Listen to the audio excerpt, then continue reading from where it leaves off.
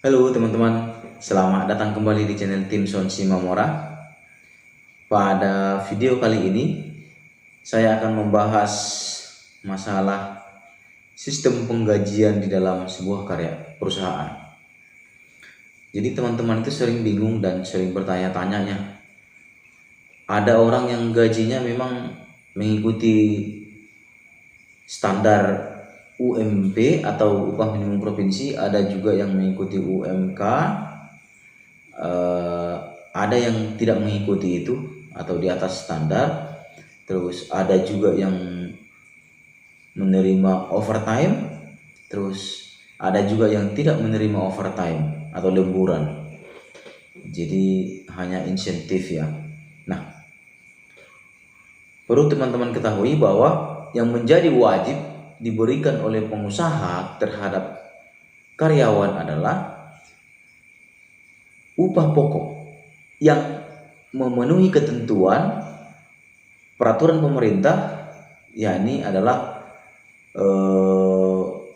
peraturan pemerintah yang mengatur tentang upah minimum provinsi atau upah minimum kabupaten yang dikeluarkan oleh pemerintah daerah setiap tahun. Itu yang wajib perusahaan lakukan. Artinya upah minimum provinsi atau upah minimum kabupaten yang sudah disepakati atau yang sudah ditetapkan oleh pemerintah atas usulan Dewan Pengupahan yang sudah ditentukan, maka itulah batas minimum upah yang diberikan oleh pengusaha yang paling rendah dan tidak boleh lebih rendah dari situ untuk sektor-sektor tertentu yang sudah ditentukan. Lalu pertanyaan teman-teman banyak, kenapa ada sebagian karyawan menerima lemburan atau overtime, tapi sebagian tidak? Nah, ini adalah ditentukan di dalam peraturan dan juga dalam peraturan perusahaan dan peraturan perjanjian kerja bersama, bahwa yang pertama di level golongan-golongan yang level golongan non staff, biasanya ya yang non staff atau yang operator, contoh ya operator, terus pelaksana, artinya itu ditata level pelaksana yang langsung melaksanakan pekerjaan, itu biasanya yang berpaut dengan gaji berpaut dengan waktu, artinya ada dikasih basic tapi dia juga ada lemburan atau overtime. Nah, itu biasanya di level-level tata pelaksana. Nah, ada memang level pelaksana tetapi juga ditetapkan untuk berdasarkan bulanan. Memang bulanan, secara keseluruhan bulanan, tetapi ada yang hitungan per jamnya. Nah, jadi ada beberapa memang yang masuk dalam skala-skala struktur, dan dalam sebuah perusahaan selalu ada namanya skala dan struktur upah. Nah, itu selalu ada dalam perusahaan, sehingga di situ sudah ditetapkan di semua level ada perusahaannya. Nah, ini teman-teman sekilas kita hanya membahas masalah tentang skala atau struktur pengupahan dan sistem pengupahan dalam perusahaan yang singkat ya. Kalau yang lebih detail adalah itu tergantung perusahaannya masing-masing. Nah, terus di level-level apa saja yang memang tidak terpaut waktu gajinya? Penggajiannya yang tidak terpaut waktu adalah seperti level 1 adalah level pemikir, terus pengambil kebijakan atau keputusan di dalam sebuah perusahaan. Terus adalah mereka yang memang ditugaskan untuk mengatur jalannya atau berputarnya sebuah roda perusahaan, atau katakanlah pemimpin dalam sebuah perusahaan. Dan jabatan ini adalah jabatan yang memang memegang peran penting dalam berjalannya sebuah perusahaan. Nah, jabatan-jabatan seperti ini adalah tidak terpaut dengan waktu dan memang dikasih gaji lebih dari yang lain, dan memang katanya juga tidak terpaut waktu ya, dan kapan saja pun dia bisa bekerja ya, bisa malam hari, bisa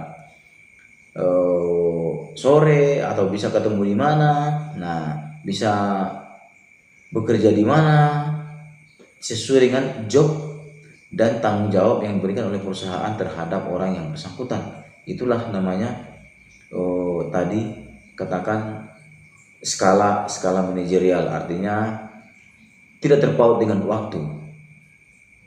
Nah, yang terpaut dengan waktu adalah itu tadi, adalah di skala yang tata pelaksana dalam sebuah perusahaan.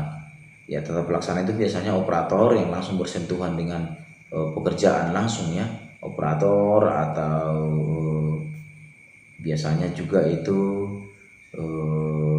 karani ya kalau di perusahaan sawit, panen buah atau tukang panen ya, itu biasanya ada skala tata laksana ya. Kalau yang level-level manajerial biasanya tidak seperti ini, tidak seperti itu, dan diberikan contohnya biasanya ada basic, ada tunjangan jabatan, lalu ada tunjangan yang lain-lain.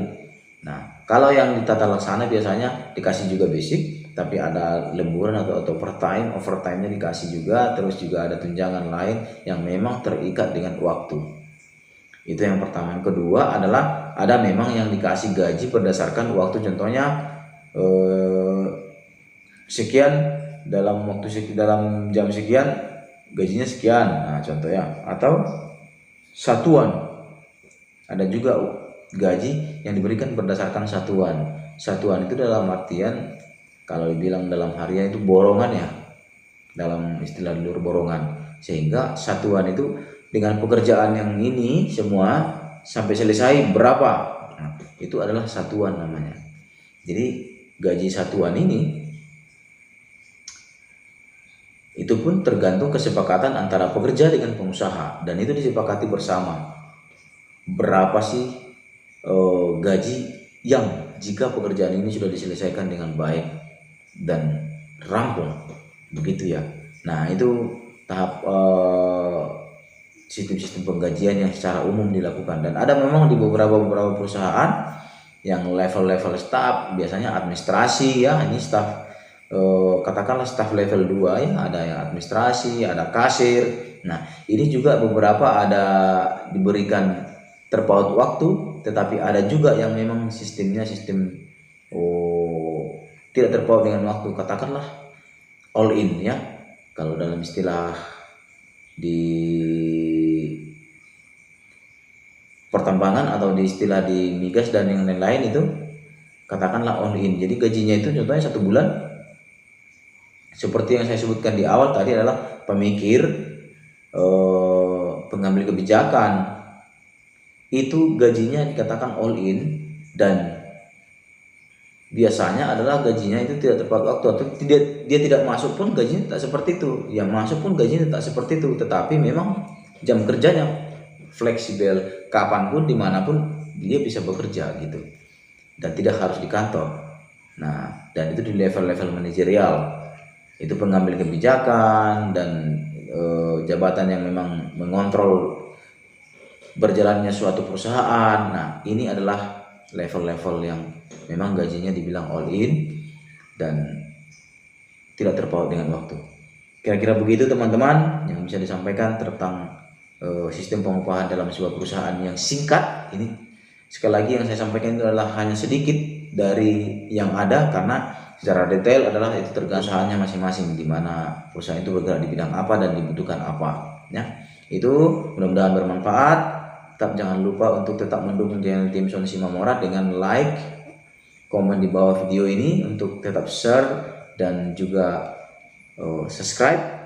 Jangan lupa membunyikan lonceng notifikasi supaya mendapatkan notifikasi video-video lanjutan dari channel Tim Son Simamora, karena ada informasi-informasi yang selalu update dan bermanfaat untuk kita semua.